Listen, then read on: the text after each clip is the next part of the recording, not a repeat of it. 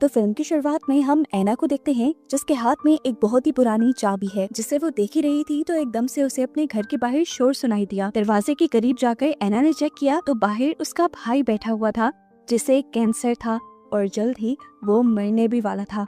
ऐना ये बात जानती थी इसीलिए काफी परेशान रहा करती थी। वो अपने भाई का ध्यान खुद रखती थी, किसी को भी ये अपने घर नहीं आने देते थे क्योंकि घर में इन्होंने बहुत सारे राज छुपाए हुए थे। ऐना का भाई इस टाइम भी उसे अपने पास बैठने को कहता है लेकिन परेशानी में ऐना नहीं बैठती और चली जाती है। ऐना पिछले कई सालों से एक दिमागी बीमारी से जूझ रही है। उसे हर चीज की बहुत ज्यादा टेंशन रहती है और पिछले 10 सालों से तो वो घर के बाहर भी नहीं गई। उसे लगता है कि अगर वो घर के बाहर जाएगी तो कुछ बहुत बुरा हो जाएगा। आज इनके घर पर ऐना के भाई की लॉयर आती है। ऐना का भाई असल में मरने से पहले अपनी सारी प्रॉपर्टी ऐना के नाम करवाना चाहता था और लॉयर की ये बातें सुनकर ऐना बहुत ज्यादा परेशान हो गई। इतनी ही देर में ऐना के घर पे एक डिलीवरी बॉय भी आ गया जो रोज ऐना के घर खाना डिलीवर करता था। अपने भाई के अलावा ऐना सिर्फ इस डिलीवरी बॉय से बात किया करती थी। अभी वो इस डिलीवरी बॉय डैन से बात ही कर रही थी कि एकदम से उसे अपने भाई के कमरे से किसी चीज के गिरने की आवाज आई। वहाँ जाकर देखा तो उसका भाई बेड से गिर गया था। वो बहुत ही प्यार से अपने भाई को उठाकर बेड पे लिटाते हैं जिसके बाद ये लोग पूरा दिन बातें करते हुए गुजरते हैं। रात होने पर ऐना अपने रूम में सोने चली गई। रूटीन के मुताबिक आधी रात में उसका अलार्म बजा। ये उसके भाई को मेडिसिन देने का वक्त था। वो जल्दी से उठकर अपने भाई के रूम में गई तो उसने देखा कि आज उसका भाई मर चुका है। इस हादसे से ऐना बिल्कुल टूट गई। उसके पेरेंट्स तो पहले ही नहीं थे और आज उसका आखिरी सहारा उसका भाई भी चला गया था। अब ऐना रेस्क्यू वालों को कॉल करके अपने भाई की डेड बॉडी को घर से भेज देती है जिसके बाद वो पूरे घर की सफाई करती है और अपने भाई से रिलेटेड सारी मेडिसिन और चीजों को साफ कर देती है। आज सुबह जब डिलीवरी बॉय आया तो रोज की तरह उसने फ्रैंक होकर ऐना से बात करने की कोशिश की लेकिन आज ऐना फूट फूट कर रोती। वो भी परेशान हो गया और घर के अंदर आया। उसने ऐना का दुख सुना और उसे सजेस्ट किया कि तुम इस घर को बेचकर कहीं और चली जाओ। ऐना जवाब में कहती है मैं ये घर नहीं छोड़ सकती, मेरी सारी यादें इस घर से जुड़ी हैं। इस टाइम पर डैन उसे बताता है मैं भी एक टाइम पे इस शहर से बाहर निकलना चाहता था लेकिन क्योंकि मेरे पास पैसे नहीं थे तो मैं ऐसा नहीं कर पाया और आज तक इसी शहर में फंसा हुआ हूँ। उसके ये बात सुनते ही ऐना भाग कर अंदर गई और पैसों से भरा एक बैग लाकर उसके सामने रख दिया और बोली मैं ना सही, तुम तो अपनी लाइफ बेहतर कर सकते हो कि पैसे लो और जाओ अपनी लाइफ नई सेट कर लो। डैन को ये पैसे लेना ठीक नहीं लगा इसलिए वो उठ कर चला गया। अगले दिन ऐना के भाई का फ्यूनरल था। वो फ्यूनरल के लिए तैयार हुई लेकिन अपनी दिमागी हालत की वजह से वो घर से बाहर ही नहीं निकल पाई। उसने अपने भाई का फ्यूनरल तक छोड़ दिया, अपने लिए केटल में चाय बनाने रखी और इतने में ही उसे अपने घर के बाहर किसी गाड़ी के रुकने की आवाज आई। उसने बाहर से देखा ये 3 लोग थे जो शायद चोरी के इरादे से ऐना के घर में आ रहे थे। इन्हें देखकर ऐना काफी ज्यादा घबरा चुकी थी। वो खुद बेड के नीचे छुप गई इससे पहले कि वो किसी को मदद के लिए बुला पाती। पीछे का दरवाजा तोड़ते हुए ये तीनों चोर अंदर आ गए। महसूस हो रहा था कि ये चोर किसी न किसी तरह ऐना से लिंक थे। वो जानते थे कि ऐना आज अपने भाई के फ्यूनरल पे जाएगी इसलिए वो बड़े आराम से दंदनाते हुए ऐना के घर में घूम रहे थे। लेकिन तभी इन्हें चूल्हे पे चढ़ी केटल की सीटी सुनाई दे दी और ये समझ गए कि कोई तो घर पर है। ये चोर इन्हें चारों तरफ ढूंढने लग गए जबकि ऐना इनसे बचने के लिए ऊपर की तरफ बढ़ गई। वो बेडरूम में थी जब एक चोर रूम में आ गया। उसके हाथ लगने से पहले ही ऐना सीढ़ियों से उतरकर मेन गेट की तरफ आ जाती है पर अपनी बीमारी की वजह से बाहर नहीं जा पाती और चोर उसे पकड़ लेते हैं। उसे सोफे पर बिठाकर पूछते हैं आखिर तुम भागी क्यों नहीं? तो ऐना ने बता दिया कि मैं घबरा गई थी। खैर इन्हें ऐना से नहीं उसके पैसे से मतलब था जिसे ये लोग ढूंढने लगे। हालांकि बैग सामने टेबल पे ही पड़ा था जिन पर उनका ध्यान ही नहीं गया। एक आदमी लगातार ऐना पर नजर रखने के लिए उसके सामने था जिसे ऐना बताती है कि मैं अपनी बीमारी की वजह से पिछले 10 सालों से बाहर नहीं निकल पाई। इस चोर को ऐना की बात पे बिलीव नहीं हो रहा था। ऐसा कैसे मुमकिन था कि कोई 10 साल तक एक घर में कैद रहे? ऐना की बात को साबित करने के लिए वो ऐना को जबरदस्ती खींचते हुए घर से बाहर ले जाता है और घर से बाहर जाते ही ऐना की हालत खराब हो जाती है, यहाँ तक कि उसके कपड़े भी खराब हो जाते हैं। वो इतना घबरा गई थी कि उसको सही से नजर आना भी बंद हो गया था। ऐना की चीखें सुनकर दूसरा चोर यहाँ आया और ऐना की खराब हालत को देखते हुए उसे अंदर ले गया। अब ये चोर ऐना को जबरदस्ती कपड़े बदलने को कहते हैं लेकिन ऐना की हालत इतनी खराब हो चुकी थी कि उसे किसी चीज का होश नहीं रहा था।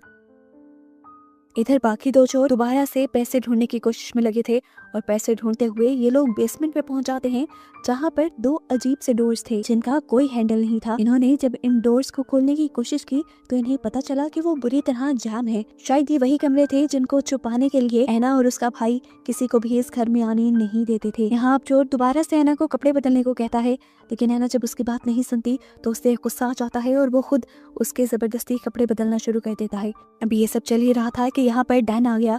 डैन ने आते ही इन चोरों को पहचान लिया क्योंकि ये चोर डैन के ही दोस्त थे। क्या डैन भी इनके साथ मिला हुआ था?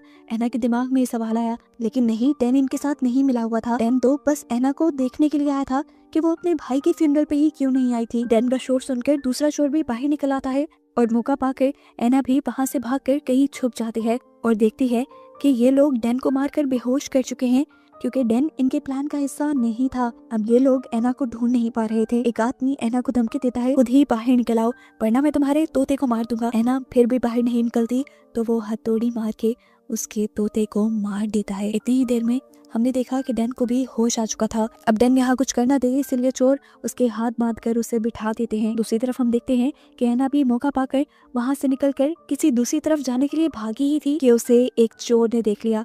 अब वो चोर इससे पहले कि उसे पकड़ लेता, ऐना ने कोई चीज उठाई और उसके गले पे मार दी और उस बंदे की वहीं पर मौत हो गई। कुछ देर बाद हम देखते हैं कि बाकी बचे हुए दोनों चोरों को बेसमेंट से अजीब सी आवाज आई। हमें दिखाया गया कि ऐना उस मरे हुए चोर की बॉडी को बेसमेंट में घसीटते हुए लेकर जा रही थी। अब चोर जब आवाज की इन्वेस्टिगेशन करने के लिए बेसमेंट की तरफ बढ़े तो उन्हें फ्लोर पर खून नजर आया, जिसका पीछा करते करते ये लोग अपनी दोस्त की लाश तक पहुंच गए। मरा हुआ चोर जेपी नाम के चोर का भाई था और अपने भाई की मौत से जेपी पूरी तरह टूट गया और उसने अपने भाई का बदला लेने की ठान ली। यहाँ दूसरा चोर ऐना को बिना हैंडल वाले उन दरवाजों के पास देखता है। इससे पहले कि वो ऐना को पकड़ पाता, ऐना वो दरवाजा बंद कर देते हैं।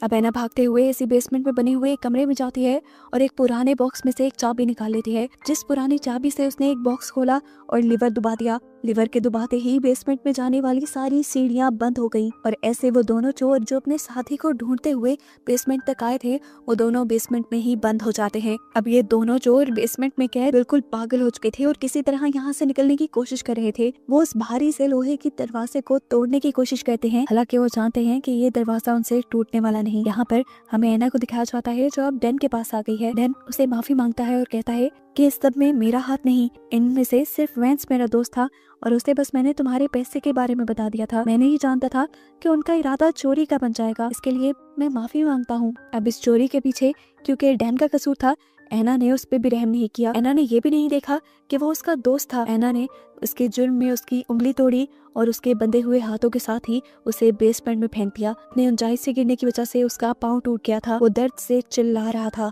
इसके बाद ऐना बेसमेंट के दरवाजे बंद करने के बाद एक हिडन कैबिनेट में पहुंच जाती है और वहां जाकर बेसमेंट की लाइव फुटेज देखने लग जाती है। उसने देखा कि डैन दर्द से कराह रहा था। जेपी उसके पाँव को ठीक करने की कोशिश करता है लेकिन नाकाम हो जाता है। तब ऐना एक रिमोट कंट्रोल लेकर बेसमेंट के गेट के पास जाती है और इन लोगों से कहते हैं तुम्हारे पीछे 2 गेट हैं जिनमें से एक के अंदर फर्स्ट एड किट रखी हुई है। ये कहते ही वो अपने रिमोट कंट्रोल से उन दरवाजों को खोल देती है।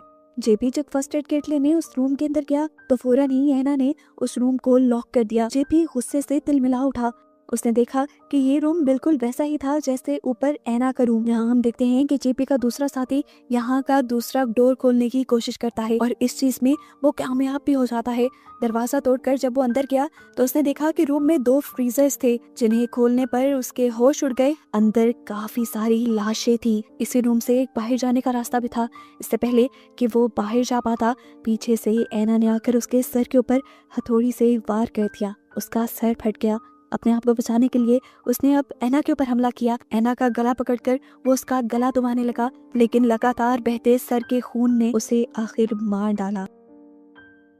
यहीं पर हम डैन को देखते हैं जो अपने साथियों को ढूंढते ढूंढते इस रूम में आ गया है, इस फ्रीजर वाले रूम में, और फ्रीजर में पड़ी लाशों को देखकर वो भी डर जाता है। इतनी देर में हम देखते हैं कि अब ऐना के घर पर ऐना की लॉयर आ चुकी थी। वो उसे विल देने के लिए आई थी। ऐना अपने आप को कवर करते हुए ऊपर आई और उसने ऐसा प्रिटेंड किया कि जैसे कुछ हुआ ही नहीं है, लेकिन फिर भी लॉयर को नीचे बेसमेंट से अजीबोगरीब आवाजें आ गई। लॉयर ने जब पूछा तो उसने कह दिया कि शायद कोई जानवर होगा। जिस पर लॉयर भी उसकी बात मानकर वहाँ से चली गई। लॉयर के यहाँ से चले जाने के बाद एना अपनी बेसमेंट की स्टेयर्स ओपन करते हुए बेसमेंट में जाती है और डैन को उस फ्रीजर वाले रूम में देखकर उसे गुस्सा आ जाता है। वो गुस्से में उसे बालों से उठाकर एक अलमारी में कैद कर देती है, जो अलमारी दरअसल एक सीक्रेट डोर था, जिस डोर से डैन एक दूसरे रूम में आ गया जहाँ पे उसका दूसरा साथी बंद था। इस रूम के अंदर एक ऐसा मिरर लगा हुआ था जिसकी दूसरी तरफ से एना इन दोनों को देख सकती थी।